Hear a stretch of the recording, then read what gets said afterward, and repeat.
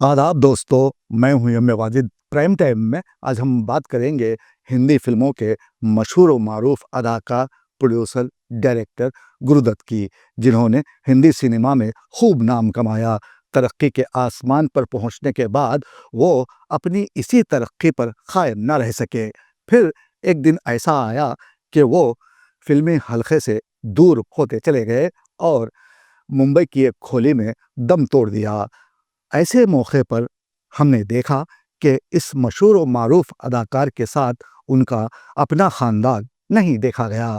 ताहम उनकी ज़िंदगी दुखों के साथ साथ खुशियों भरी भी रही।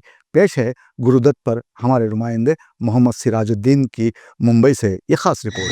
ये फिल्मों के सितारे देखो निकले चमक के सारे। ये 14वीं का चांद हो या आफताब हो, जो भी हो तुम खुदा की कसम लाजवाब हो। जो दिल की बात होती है नजर तक आ ही जाती है।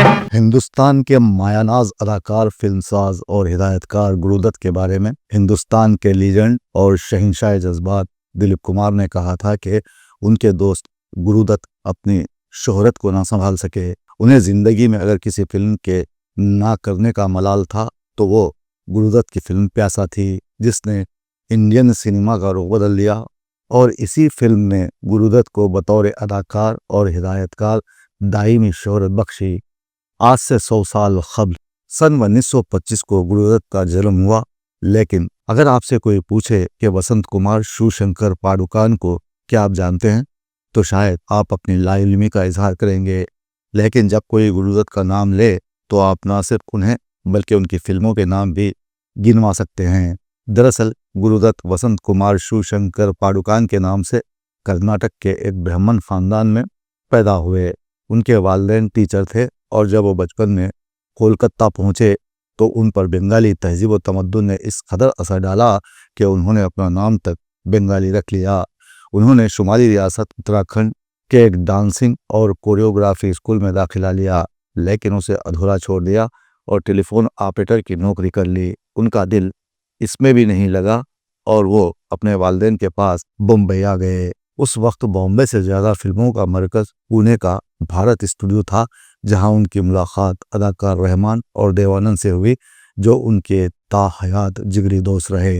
सुन सुन सुन सुन जालिमा, प्यार हमको तुमसे हो गया, दिल से मिला ले दिल मेरा, तुझको मेरे प्यार की कसम।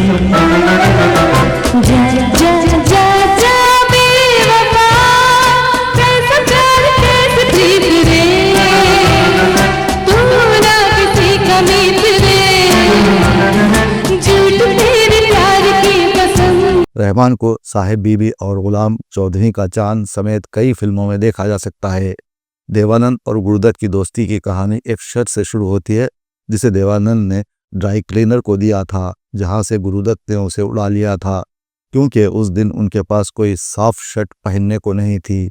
दोनों की मुलाकात प्रभात स्टूडियो में हुई, जहां देवानंद ने अपनी शर्ट पहचान ली और उनसे पूछा कि ये शर्ट तो बहुत अच्छी है, कहाँ से ली? जिस पर गुरुदत्त ने अपने मासूमाना अंदाज में कहा कि किसी को बताना नहीं, चुराई है।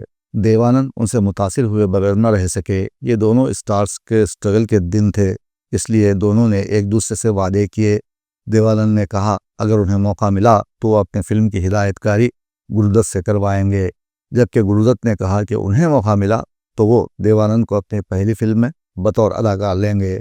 देवानंद ने जब अपनी फिल्म कंपनी नव निकेतन शुरू की तो उन्होंने अपना वादा निभाया, लेकिन गुरुदत्त अपना वादा ना निभा सके। कभी यार कभी पार लगा तेरे नजर, कभी यार कभी पार लगा तेरे नजर, सैया घायल किया रे तूने मोरा जिगर, कभी यार कभी पार लगा तेरे नजर। कर्नाटक के बेंगलुरु में पैदा होने वाले गुरुदत्त दिलफेंक किस्म के नौजवान थे, जिनका पहला चक्कर अल्मोड़ा के डांसिंग स्कूल में हुआ था, जिसकी वजह से उन्हें वहां से निकलना पड़ा। फिर उनका चक्कर प्रभात स्टूडियो के सीईओ बाबूराव पाई के यहाँ काम करने वाली असिस्टेंट डांसर विद्या से चला। विद्या की मंगनी हो चुकी थी, लेकिन गुरुदत्त उनके साथ भाग गए। जब विद्या के मंगनीतर ने पुलिस में शिकायत करने की धमकी दी तो मामला किसी तरह रफा दफा किया गया। उसके बाद गुरुदत्त की मुलाकात गुलकारा गीता राय चौधरी से होती है और ये माशुका शादी में बदल जाता है और गीता राय चौधरी शादी के बाद गीता दत्त बन जाती हैं। हम आपकी आंखों में इस दिल को बसा दे तो हम मूंद के पलकों को इस दिल को सजा दे तो हम आपकी आंखों में इस दिल को बसा दे तो। नसरीन मुन्नी कबीर ने गुरुदत्त पर अपनी किताब Guru Dutt a life in cinema में उनके भाई आत्माराम के हवाले से लिखा है कि गुरुदत्त अपने इब्तदाई ज़माने में बहुत मिलनसार और दोस्त नवाज थे। वो बहुत खुश खुर्रम रहने वाले थे।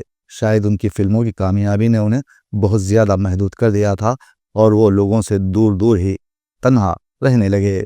गुरुदत्त को असल कामयाबी फिल्म प्यासा से मिली, लेकिन इससे कबल उन्होंने खुदकुशी की एक बार कोशिश की थी। वक्त के साथ उनमें उदासी घर करने लगी और उनकी बहन ललिता लजमी के मुताबिक उन्हें नींद नहीं आती थी, जिसकी वजह से वो शराब नोशी और नींद की गोलियों की लत में मुब्तला हो गए थे। गुरुदत्त की फिल्मों में अक्सर समाज का जुल्म और सितम और बेगानगी, ज़ाती मायूसी और फनकाराना इजहार के लिए जिद्दोजहद के मौज़ूआत मिलते हैं, जो कि उनकी अपनी ज़िंदगी के तजुर्बात की अक्कासी करते हैं। प्यासा से कबल उनकी फिल्म आर पार और मधुबाला के साथ मिस्टर एंड मिसेस 55 कामयाब हो चुकी थी। प्यासा के बाद उन्होंने फिल्में बनाई, लेकिन उनकी हिदायतकारी नहीं की। उनकी बात की फिल्में जैसे साहिब बीबी और गुलाम या कागज़ के फूल ज़्यादा कामयाब न हो सकें, लेकिन उनकी ये फिल्में फिल्म इंस्टीट्यूट के निसाब में शामिल हैं, जहां तलबा को यह बताया जाता है कि अच्छी फिल्में कैसी बनाई जाती हैं।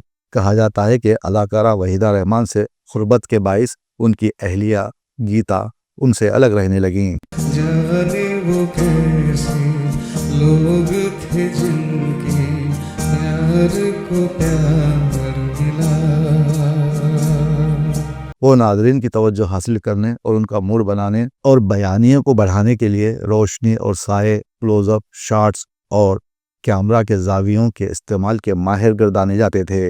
उन्होंने अपनी फिल्मों में गीतों का बहुत तख्लीकी इस्तेमाल किया है। कहानी को आगे बढ़ाने और जज्बाती असर पैदा करने के लिए उनकी फिल्मों की मिसाल दी जाती है। उन्हें मारूफ कॉमेडियन जानी वाकर को तलाश करने के लिए भी याद किया जाता है।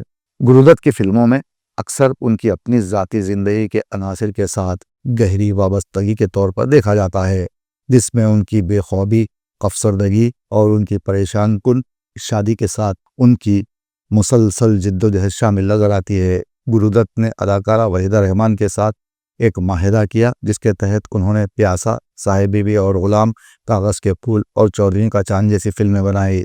इसके अलावा काला बाजार में भी उनका बतौर हिदायतकार और अदाकारा साथ था, जबकि 12 o'clock में उनकी जोड़ी एक बार फिर नजर आई। कहा जाता है कि वहीदा रहमान से उनकी बढ़ती खुर्बत ने गीता दत्त से उनकी शादी को मुतासिर किया और दोनों अलहदा रहने लगे। लेकिन कभी भी वहीदा रहमान या गुरुदत्त ने अपनी मोहब्बत का बरमला इजहार नहीं किया। उनकी ज़िंदगी को प्यासा के इन मिसरों के तनाजुर में देखा जा सकता है। ये दुनिया जहाँ आदमी कुछ नहीं है, वफा कुछ नहीं, दोस्ती कुछ नहीं है, ये दुनिया अगर मिल भी जाए तो क्या है। ये दुनिया अगर मिल भी जाए तो क्या है, ये दुनिया अगर मिल भी जाए तो क्या है। फिल्म प्यासा मादियत पसंद दुनिया में मोहब्बत और मानी के लिए जिद्दोजहद करने वाले शायर की तलाश के बारे में एक क्लासिक फिल्म का दर्जा रखती है, जबकि 1959 में आने वाली कागज़ के फूल को उनकी नीम सवानी फिल्म कहा जाता है, जिसमें एक कामयाब हिदायतकार के शोहरत की और फिर तेजी से जवाल की कहानी को पेश किया गया है। इसी तरह 1962 में आने वाली फिल्म साहिब बीबी और गुलाम में वो एक जागीरदार खानदान के जवाल को तलाश करते नजर आए हैं। गुरुदत्त ने अपनी हिदायतकारी की इब्तिदा 1951 में फिल्म बाजी से की थी, जो कि देवानंद ने उन्हें अपने वादे को वफा करते हुए पेश की थी। ये फिल्म एक क्राइम थ्रिलर है, जिसने इस सिंध में मुस्तकबिल की फिल्मों के लिए एक ट्रेंड कायम किया था। इस बड़ी दुनिया में कोई भी हमारा ना हुआ। चौधरी का चांद उनकी सबसे ज्यादा कामयाब फिल्म साबित हुई। उनकी फिल्में कागज के फूल और प्यासा को ऑल टाइम ग्रेटेस्ट फिल्मों में शुमार किया गया है। अरे देखी जमाने की यारी, बिछड़े सभी बारी बारी। गुरुदत्त 10 अक्टूबर 1964 को सिर्फ 45 बरस की उम्र में अपने घर में मुर्दा पाए गए। उनकी मौत ने फिल्म इंडस्ट्री को सदमे में डाल दिया और उनके कुछ प्रोजेक्ट्स अधूरे रह गए। उनकी आखिरी फिल्म सांझ सवेरा थी जो ऋषिकेश मुखर्जी ने बनाई थी। वो अपनी मौत से कबल फिल्म बहारें फिर भी आएंगी के लिए अदाकारा माला सिन्हा और राज कपूर से मिलने वाले थे। उनकी अचानक मौत ने एक ऐसा खला पैदा किया जो कभी पूर्ण न हो सकेगा और बहुत से फिल्म नाक़दीन का कहना है कि गुरुदत्त अगर मजीद चंद साल जिंदा रहते तो न जाने वो हिंदुस्तानी सिनेमा को किन बुलंदियों तक ले जाते। मिली खाक में मोहब्बत, गला दिल का आशियाना, जो थी आज तक हकीकत वही बन गई फसाना। मिली खाक में मोहब्बत। गुरुदत्त की तारीफ उनकी फिल्मों के मुतालिए, उनकी फनकाराना सलाहियतों और इंसानी जज्बात और समाजी मसाइल की ईमानदाराना तस्वीर कशी के लिए की जाती है और वो इसके लिए हमेशा याद किए जाएंगे। दोस्तों, हमारा ये प्रोग्राम आपको अच्छा लगा है तो आप हमारे चैनल को सब्सक्राइब ज़रूर करें और कमेंट करना ना भूलें। आपके ऐसा करने से हमारी हौसला अफजाई होगी।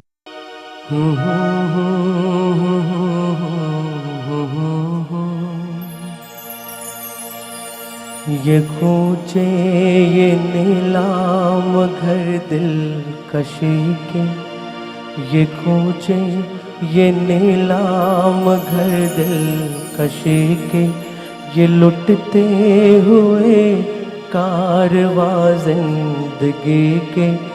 कहाँ है मुहाफिज खुदी के, जिन्हें नाज है हिंद पर वो कहाँ है, कहाँ है, कहाँ है, कहाँ है।